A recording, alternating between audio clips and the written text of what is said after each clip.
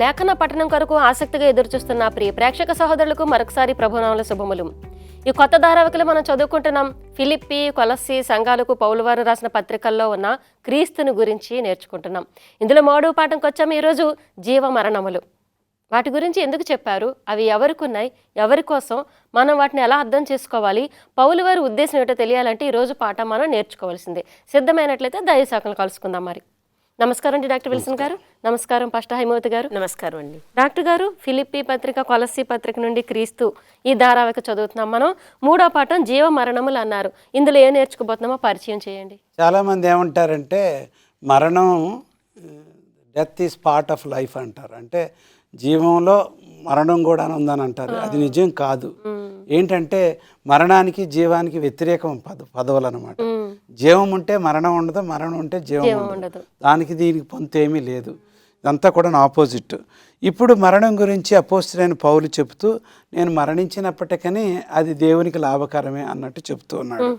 ఎందుకంటే ఈ లోకపు తాత్కాలికమైన జీవితము పెద్దగా విలువగా గొప్పగా కాదు. ఎందుకంటే దేవుడు మనకి అసలైన ప్రపంచాన్ని సృష్టిస్తూ తయారు చేస్తూ ఉన్నాడు కాబట్టి. అందుకోసం ఈ యొక్క మరణంలో పెద్ద శక్తి ఏమీ లేదు, గొప్పతనం ఏమీ లేదు. లాజరు నిద్రించాడు, అట్లా తేల్చేశాడు అంతే. అర్థమవుతుందండి. పునరుద్ధానం జీవం నేనై ఉండగా మరణం గురించి మీరెందుకు బాధపడతారు అని అంటున్నాడు 11వ అధ్యాయం యోహాను సువార్తలో. ఈ విధంగా చెప్తున్నప్పుడు అపోస్తలుడైన పౌలు ఏదే విధాలుగా రాస్తూ ఆయన నేను ఎంతకాలం బ్రతకాలన్నది ప్రాధాన్యత కాదు, కానీ దేవుని కొరకు ఎంత గొప్ప సేవ చేసి సాక్షిగా నిలబడతాననేది ఆయనకి చాలా అవసరం అని చెప్పి ఉన్నాడు. The biggest impact possible for God's kingdom within the span of years God granted to us. దేవుడు మనకి ఇచ్చిన ఆయుష్లో దేవుడు మన ఎంత గొప్ప సేవ చేసి ఆయన రాజ్యాన్ని స్థిరపరిచి ఆయన నామాన్ని గొప్ప చేస్తాము, అది నిజమైన గొప్పతనం. 100 ఏళ్ళు ఉండి ఉపయోగం కూడా లేదని ఈరోజు పాఠం ఫిలిప్పీలకు రాసిన పౌలు రాసిన గ్రంథాల్లో ఈ యొక్క మరణం జీవము గొప్పది ఏంటి దాని గురించి రాసినాడు. బాగుందండి. ఈ పాఠం కొరకు లేఖను వినిపించండి హైమవతి గారు. తప్పకుండానండి. ఫిలిప్పీలకు రాసిన పత్రిక 1వ అధ్యాయము 21వ వచనము. నా మట్టుకైతే బ్రతుకుట క్రీస్తే, చావైతే లాభము.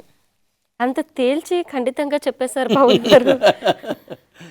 డాక్టర్ గారు, మరి పౌలు వారు ఖైదీ అయ్యుండి విడుదల కొరకు కాకుండా ఇంకా దేని కొరకో తప్పిస్తున్నారు అనిపిస్తుంది. అదేమిటంటారు? దేన్ని అర్థం చేసుకోగలం? ఎప్పుడు కూడాను అపోస్తలుడు పౌలు ఎదురు చూసేది సేవ ముందుకు వెళ్ళాలి. ఎన్ని శ్రమలు వచ్చినా అది ఆయన పట్టించుకోడు, వస్తే పోతాయి అని అన్నట్టుగా అన్నాడు. ఎన్ని నిందలు వచ్చినా కానీ ఆయన ఖైదీలో ఉన్నాడు. నాకు సరైన భోజనం లేదు, నాకు వేడితనం లేదు. ఆ రోజుల్లో ఖైదీలు ఏంటంటే పైన జడ్జి ఉంటాడు, న్యాయవాది. ఆ భూమి కింద అండర్ గ్రౌండ్లో రాయిళ్ళు ఉంటాయి. ఆ రాళ్ళను కొన్ని తీసేసి అక్కడ జైల్లో పెడతారు. సో ఆయన పైకి వెళ్ళాలంటే ఆయన ఇంట్లో నుంచి వెళ్ళాలి. అందుకోసం అంత ఈజీ కాదు మనుషులు బయటికి వెళ్ళటం, ఏదైనా రావటం పోవటం. పౌలు ఎప్పుడు కూడాను ఏ అన్యాయం చేయలేదు. ఈజ్ నాట్ ఏ క్రిమినల్, తప్పు చేసిన వాడు కాదండి. అయినప్పటికీ ఆయన ఖైదీలో ఉండి కూడాను మరి ఈ యొక్క శ్రమలకు ఎప్పుడు కూడాను ఆయన పరిచయం అయిన వాడు కాదు. ఆయన సుఖంగా, సంతోషంగా, గౌరవంగా జీవించిన వాడు అనమాట. ఇట్లాంటి పరిస్థితుల్లో ఆయన ఎన్ని శ్రమలు ఎదుర్కొన్నాడో ఒకసారి మీరు చదవగలరా? 2 కొరింథీ 11వ అధ్యాయము 23-27 ఎన్ని ఎదుర్కొన్నాడో. అంత సుఖంగా పెరిగినవాడు, అంత చదువుకున్నవాడు, అంత సమాజంలో గొప్ప పేరు ఉన్నాడు వాడు. రోమా సామ్రాజ్యంలో ఆయన పౌరుడు, ఏమంటారు, సిటిజన్ అయి ఉన్నవాడు. ఎంత ఆపోజిట్ జీవితాన్ని అనుభవిస్తాడు క్రీస్తు కొరకు. చూడండి ఒకసారి చదవండి. 23వ వచనం. వెర్రివాని వలె మాట్లాడుచున్నాను, నేనును మరి ఎక్కువగా క్రీస్తు పరిచారకుడును, మరి విశేషముగా ప్రయాసపడితిని, మరి అనేక పర్యాయములు చెరసాలలో ఉంటిని, అపరిమితముగా దెబ్బలు తింటిని, అనేక మారులు ప్రాణాపాయములలో ఉంటిని, యూదుల చేత 5 మారులు 1 తక్కువ 40 దెబ్బలు తింటిని, 3 మారు బెత్తములతో కొట్టబడితిని, ఒకసారి రాళ్లతో కొట్టబడితిని, 3 మారు ఓడ పగిలి శ్రమపడితిని, ఒక రాత్రింబగళ్ళు సముద్రములో గడిపితిని, అనేక పర్యాయములు ప్రయాణములలోను, నదుల వలననైనను ఆపదలలోను, దొంగల వలననైనను ఆపదలలోను, నా స్వజనుల వలననైన ఆపదలలోను, అన్యజనుల వలనైన ఆపదలలోను, పట్టణములో ఆపదలోను, అరణ్యములో ఆపదలలోను, సముద్రములో ఆపదలలోను, కపట సహోదరుని వలన ఆపదలలోను ఉంటిని. ప్రయాసముతోను, కష్టములతోను, తరచుగా జాగరణములతోను, ఆకలి దప్పులతోను, తరచుగా ఉపవాసములతోను, చలితోను, దిగంబరత్వంతోను ఉంటిని. ఇంకనూ చెప్పవలసినవి అనేకములు ఉన్నవి.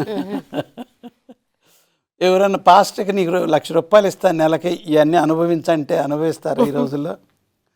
ఏమండి, ఆయన ఎవరైనా దర్శించాలంటే కారు ఉండాలా, మోటార్ సైకిల్ ఉండాలా, అన్నీ ఆయనకి సదుపాయం ఉండి సేవ చేయమంటే ఆ గుడి జరిగే ఒక్కరోజే బయటకు వస్తాడు, మిగిలిన రోజులని ఎక్కడ ఉంటారో తెలియదు.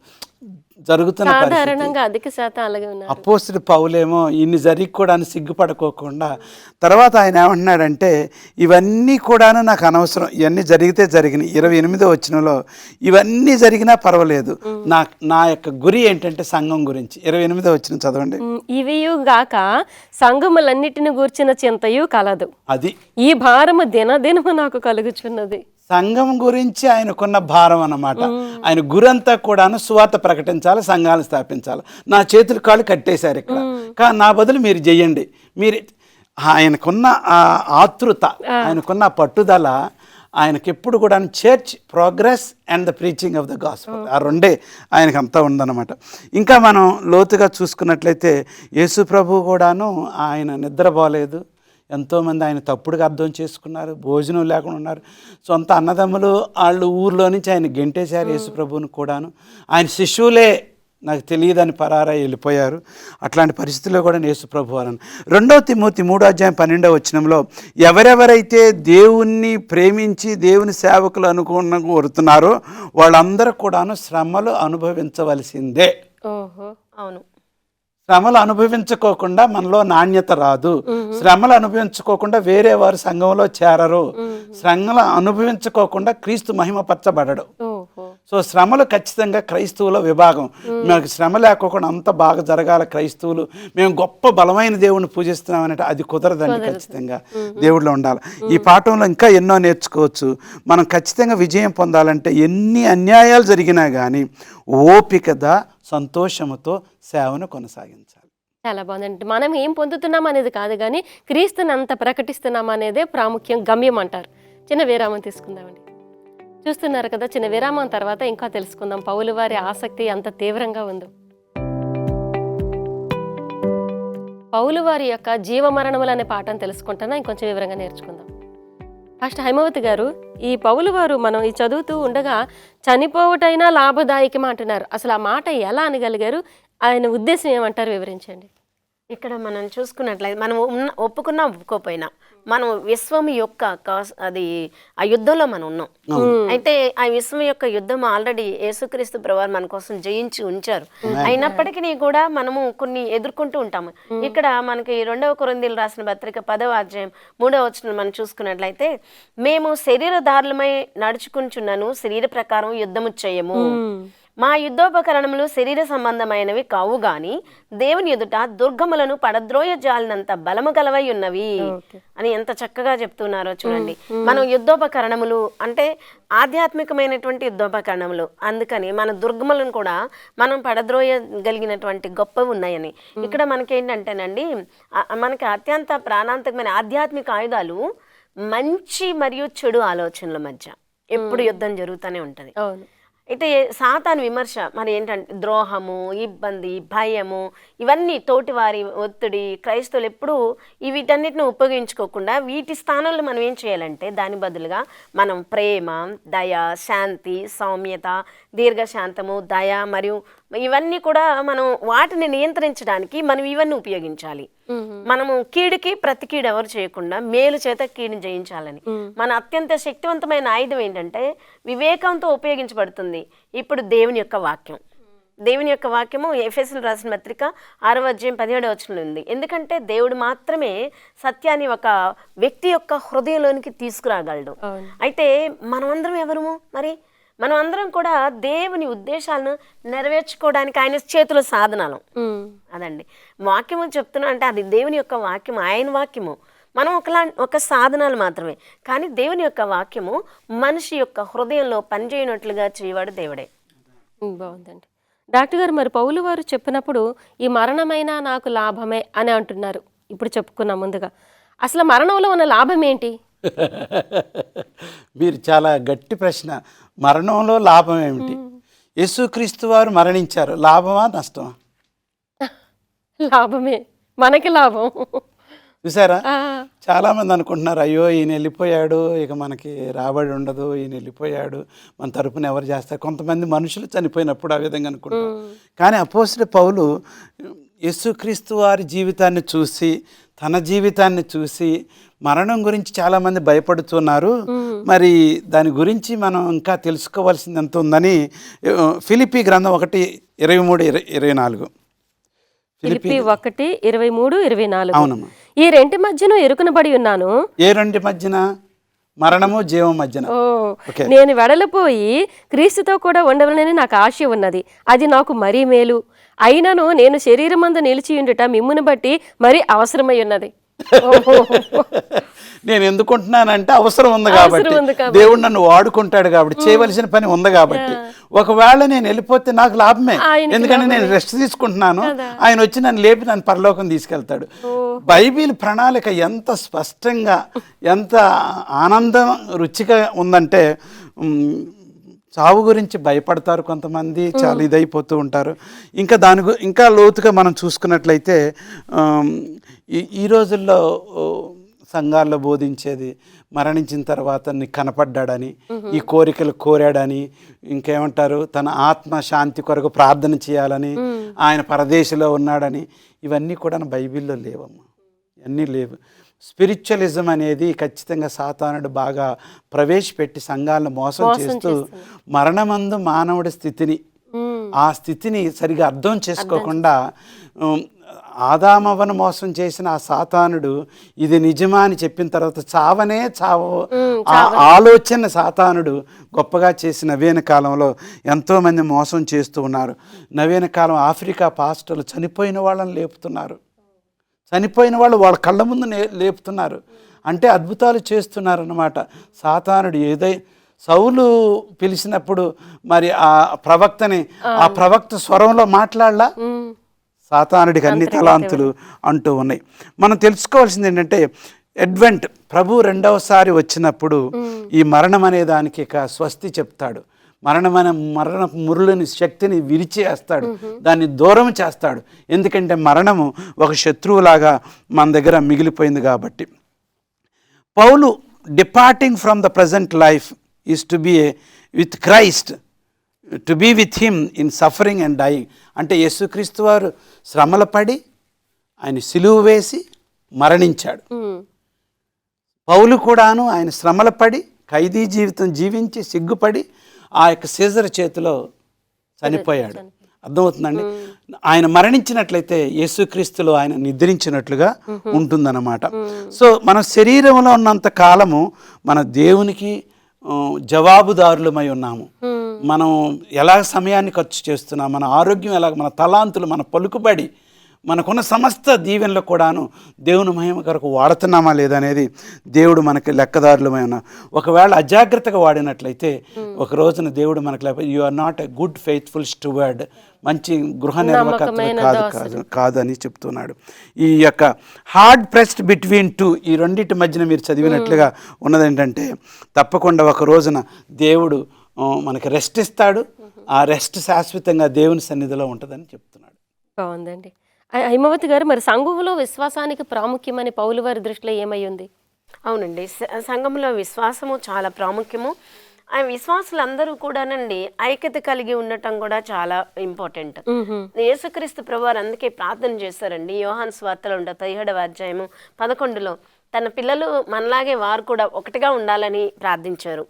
మనం అంతేకాకుండా అనైక్యత అనేటువంటిది ఏ విధంగా వస్తుంది? అహంకారం వలన అనైక్యత వస్తుంది. కాబట్టి అనైక్యత యొక్క భయంకరమైన పరిణామాలను కూడా ఆయన నొక్కి చెప్పాడు. ఇది చాలా మంది నమ్మకపోవడానికి మరి ఒక కారణం అంటూ ఉందండి.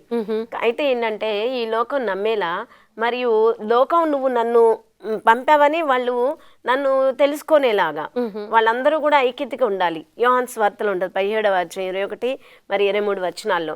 ఇవన్నీ ఫిలిప్పీలు రాసిన పత్రిక 1:27 ఏమని ఉందంటే, ఇక్కడ నేను వచ్చి మిమ్మల్ని చూసినాను రాకపోయినాను, మీరు ఏ విషయంలోనూ ఎదిరించి వారికి బెదరక అందరిని ఒక్క భావంతో స్వార్థ విశ్వాస పక్షమున పోరాడుచు అని అన్నారు. ఏక మనస్సు గలవారే నిలిచి ఉన్నారని నేను మిమ్మల్ని గురించి వినులాగున మీరు క్రీస్తు స్వార్థకు తగినట్లుగా ప్రవర్తించండి అని ఇక్కడ చెప్తున్నారు. అట్లు మీరు బెదరకుండుట వారికి నాశనమును మీకు రక్షణ కలుగుటకు మాదిరి అయి ఉన్నది. అందుకని ఇక్కడ మనం అందరం కూడా విశ్వాసమును విడిచిపెట్టకూడదు. అందరం కలిసి కొండ మీద ప్రసంగంలో దేవుడు ఏం చెప్పాడండి, ఏ భూ సంబంధమైనటువంటి దాని విషయంలో మన ఆత్మ విషయమై దీనిలైన వారు ధన్యులు, పరలోక రాజ్యము వారిది, సాత్వికులు ధన్యులు, వారు భూలోకమును స్వతంత్రించుకుంటారు. ఇవన్నీ విషయాలు నీటి కొరకు ఆకలి దప్పిలు గాను వారు ధన్యులు, వారు పరలోక రాజ్యం. వీటన్నిటికీ మూలం ఐకమత్యంగా ఉండాలి. ఇప్పుడు దేవుడు ఏం చెప్తున్నారంటే మనకి సాత్వికం ఇలాంటి గుణగణాలు కలిగి ఉండాలి. దయ, సత్యము, ప్రేమ ఇవన్నీ మనం కలిగి ఉండాలి. చాలా బాగుందండి. హైమవతి గారు, మరి మన యుద్ధానికి ఆధారం ఏది, ఆయుధాలు ఎలాంటివని పౌలు వారు చెప్తున్నారు? 3వ పాఠం జీవమరణములు అనుకుంటున్నాం. చివరి భాగంలో ఏముందో కొంచెం తెలుసుకుందాం. డాక్టర్ గారు, ఈ విశ్వాస సువార్త కొరకు కలిసి శ్రమలు అనుభవించుట కూడా లాభాలు అంటున్నారు. అవి ఎలాంటివి ఒకసారి చెప్తారా? ఈ కలిసి ఉండటం అనేది దేవుడిచ్చిన ఒక గొప్ప భాగ్యం. Unite and rule, divide and destroy. అంటే మనం కలిసి ఉన్నప్పుడు, ఐకమత్యం ఉన్నప్పుడు ఎవడు మనం ఎప్పుడు కూడాను ఎవరు కూడా మహాబలం అని తెలుగులో సామెతలో ఉన్నది. కలిసి ఉండటం చాలా గొప్పది. అంటే ఒకరినొకరు సర్దుకుపోయి కలిసి ఉండటం అనేది. అపోస్తలుడైన పౌలు సంఘాలు వేరు వేరు ప్రాంతాల నుంచి వేరు వేరు బ్యాక్గ్రౌండ్ నుంచి వచ్చిన, చూడండి, రోమా సమాజం అనేది 60% సిపాయిలు, బానిసలు లేకుండా ఏ ఇల్లు ఉండదు. డబ్బు పెట్టి మార్కెట్కి వెళ్ళటం, కాయగూరలు ఉన్నట్టు వాళ్ళు కొనుక్కోవటం, మరి వాళ్ళని వస్తువుల్లాగా వాడుకోవటం వాళ్ళ దయ అన్నమాట. ఇట్లాంటి పరిస్థితుల్లో కూడాను సంఘంలారా, మీరు గ్రీకు నుంచి వచ్చారు, మీరు రోమా సామ్రాజ్యం నుంచి వచ్చారు, మీరు పాలస్తీనా నుంచి వచ్చారు, అయినప్పటికీ మీరు సంఘాలు, కొరింథీ సంఘంలో మహా గొప్ప వ్యాపార కేంద్రం, తప్పు అనేది తప్పుగా చూడరు అసలు వాళ్ళు. అయితే ఇలాంటి పరిస్థితుల్లో కూడా మీరు సువార్త నిమిత్తం ఐక్యత కలిగి ఉండి భయపడకుడి. ఒక వాక్యం చూడండి దయచేసి, ఫిలిప్పీ 1:27 నుంచి. నేను వచ్చి మిమ్మును చూచినను రాకపోయినను మీరు ఏ విషయములో రాకపోయినాను ఎందుకన్నాడు? ఆ రోజుల్లో ప్రయాణం చాలా కష్టం, number 1. Number 2, most of the time ఆయన జైల్లోనే ఉంటున్నాడు. ఓకే, చదవండి. ఎదిరించి వారికి బెదరక అందరూ ఒక్క భావముతో సువార్త విశ్వాస పక్షమున పోరాడుచు ఏక మనస్సు గలవారై నిలిచి ఉన్నారని నేను మిమ్మును గూర్చి వినులాగున మీరు క్రీస్తు సువార్తకు తగినట్లుగా ప్రవర్తించుడి. అట్లు మీరు బెదరకుండుట వారికి నాశనమునకును మీకు రక్షణయు కలుగునట్టుకు సూచనే ఉన్నది. ఇది దేవుని వలన కలుగునదే. సాతానుడి యొక్క గురి ఏంటంటే, స్ట్రాటజీ, ప్రణాళిక ఏంటంటే, మనందరినీ వేరు చేసి తేడాలు తీసుకొచ్చి ఈ యొక్క సువార్త సేవ ముందు కొనసాగుంచి వెళ్ళకోకుండా ఉండటానికి. Disunity will lead to death. విభజించినప్పుడు ఎవరిని వారిని సులభంగా నశింపచేయడం. పని ముందుకు వెళ్ళదండి, పని ముందుకు వెళ్ళదు. ఒకళ్ళు ఇట్లాగుతాడు. సాతానుడు ఆ విధంగా చేస్తున్నాడు, మీ మధ్యలో విభజనలు తీసుకొస్తున్నాడు. కాబట్టి దయచేసి మీరు మాత్రం చాలా జాగ్రత్త. సువార్త నిమిత్తమే, మళ్ళీ ఇది నా నిమిత్తం కాదు, నాకేదో గొప్ప పేరు తీసుకురావాలో నన్ను ప్రెసిడెంట్ ఎలక్ట్ చేసుకో, అది కాదండి. సువార్త నిమిత్తం ఈ విధంగా చేయమంటున్నాడు.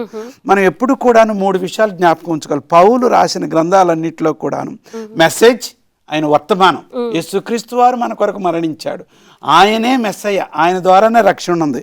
మిషన్, అందరికీ చాటి చెప్పాలా, రోబా ప్రపంచం అంతటికి చాటి చెప్పాలి, అందరూ రక్షించబడాలి. 3వది యూనిటీ. యూనిటీకి అంత ప్రాధాన్యత ఇచ్చాడు అన్నమాట. అంటే కలిసి ఉంటేనే కలుగు సుఖం.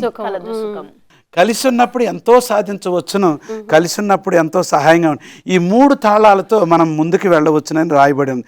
ఇంకా ఈ విధంగా చూస్తున్నట్లయితే మత్తయి సువార్త 10వ యేసుక్రీస్తు వారు చెబుతున్నాడు 38వ ఎవరైతే నన్ను వెంబడించగోరుచున్నారో వారి సిలువను ఎత్తుకొని నన్ను వెంబడి.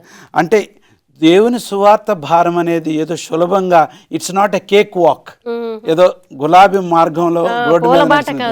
ఖచ్చితంగా అది సమస్యలతోనూ, లేకపోతే శ్రమలతోనూ, నిందలతోనూ, మరి దాంతో జీవితం ఎంతో ఉండదు. Life it self is fallen in to the world very hard. But ఈ లోకం భారం అనేది చాలా కష్టమైనది.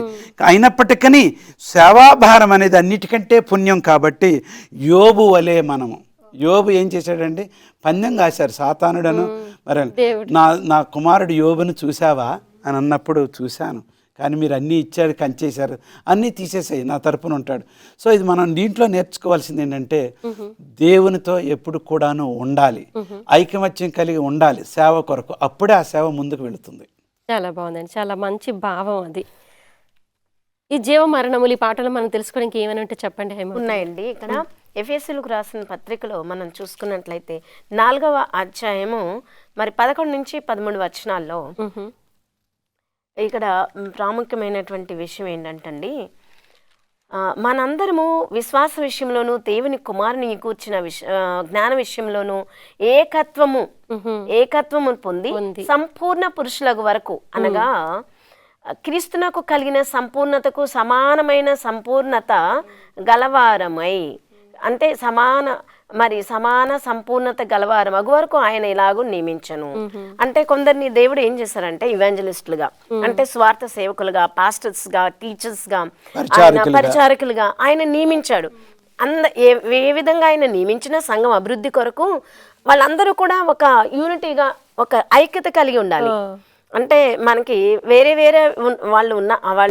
వాళ్ళ యొక్క జాబ్స్ వేరే అయినప్పటికీ వాళ్ళందరూ ఐకమత్యం కలిగి ఉండాలి. జీవనోపాధికి వృత్తి ఏదైనా భక్తిలో ఒకటై ఉండాలి. వాళ్ళు స్వార్థ సేవను ప్రచురించడంలో వాళ్ళు ఐక్యత కలిగి ఉండాలి అని చెప్పి. ఎందుకంటే ఈ విశ్వాసము ద్వారా ఏం జరుగుతుందంటే మనం అందరం కలిసి ఆ యొక్క నిత్యరాజ్యంలోనికి, ఆ సియోనులోనికి మనం ప్రవేశించాలి. మీ స్వార్థను అందరికీ అందించే విషయంలో ఐక్యత కలిగి ఉండాలి. ఇది బహుమానాలు, దేవుడు ఇచ్చినటువంటి బహుమానాలు. అదే దేవుడు సంఘ అభివృద్ధి కొరకు ఇచ్చి ఉన్నాడు. అంటే మన సొంత కొరకు లేకపోతే మన పేరు ప్రతిష్టల కొరకు కాదు, సంఘం అభివృద్ధి కొరకు. కాబట్టి వీటిలో ఐక్యత కలిగి వాటిని అందరం కలిసి, ఇవన్నీ కూడా బహుమానాలే. మరి పాస్టర్స్ మరి స్వార్థకులు వీళ్ళందరూ దేవుడు ఇచ్చినటువంటి బహుమానాలు. వారికి ఇచ్చినటువంటి ఆ యొక్క పనులను బట్టి దేవుని యొక్క స్వార్థ అందరికీ తెలియజేయవలసిందిగా కోరుతున్నాం. బాగుందండి. డాక్టర్ గారు, ఈ పాఠంలో విన్న ఈ అంశాలన్నీ ప్రేక్షకుల జీవితాల్లో ఫలించాలని దీవించండి. మహాగొప్ప దేవ, పరిశుద్ధుడా, మేము ఐక్యత కలిగి భయము లేకోకుండా సువార్త నిమిత్తము పట్టుదల కలిగిన ప్రజలుగా మమ్మల్ని ఏర్పాటు చేసుకోమని కోరుచున్నాము. క్రొత్త నిబంధన గ్రంథ కాలంలో పౌలు అంత గొప్ప త్యాగం చేసినాడు. అందరూ కలిసి ఉండాలి, ఏ తేడా రాకూడదు. సాతానుడు విత్తనాలు విత్తి ఈ యొక్క సువార్తకు భంగము కలుగు చేయడానికి ప్రయత్నిస్తూ ఉండగా ఆఖరి దినాల్లో రక్షణ సువార్త ప్రకటించే బాధ్యత మాపై ఉన్నది. కాబట్టి ప్రతి వారిని మీ సేవలో వాడుకొనండి. సంఘాలను మీరు దీవించండి ప్రభా. ఈ సువార్తను మీరు ఆశీర్వదించి మీరే మహిమ పొందమని క్రీస్తుపేట ప్రార్థన చేసుకుంటున్నాము తండ్రి. ఆమేన్. బాగుందండి, చాలా విలువైన పాఠం, చాలా చక్కగా చెప్పారు. పౌలు వారి హృదయాన్ని మాకు అర్థమైనట్టు వివరించారు. ధన్యవాదాలండి. ధన్యవాదాలు. తెలుసుకున్నాం కదా ప్రియ సహోదరులారా, జీవమైన మరణమైన ఏదైనా లాభమే అంటున్నారు ఖైదీలు ఉన్న పౌలు వారు. అట్టి మనసు మనకు ఉండటం చాలా అవసరం. క్రీస్తుకు కలిగినంత మనసుకి మనం ఎదగాలంటే ముందు ఇక్కడి వరకు మనం ఎదగవలసిన అవసరం ఉంది. దానికంటే ముందు వినయముతో ఐకమత్యంలో ఒదగవలసిన అవసరం కూడా ఉంది. అది ఎంత అవసరమో వచ్చే పాఠంలో చాలా వివరంగా తెలుసుకుందాం. అంతవరకు ఈ పాఠం మన జీవితాల్లో సమృద్ధిగా ఫలించేలాగా క్రీస్తుని ప్రార్థిస్తూ ఉందాం. క్రీస్తు నామములో మీకు శుభములు కలుగునుగాక.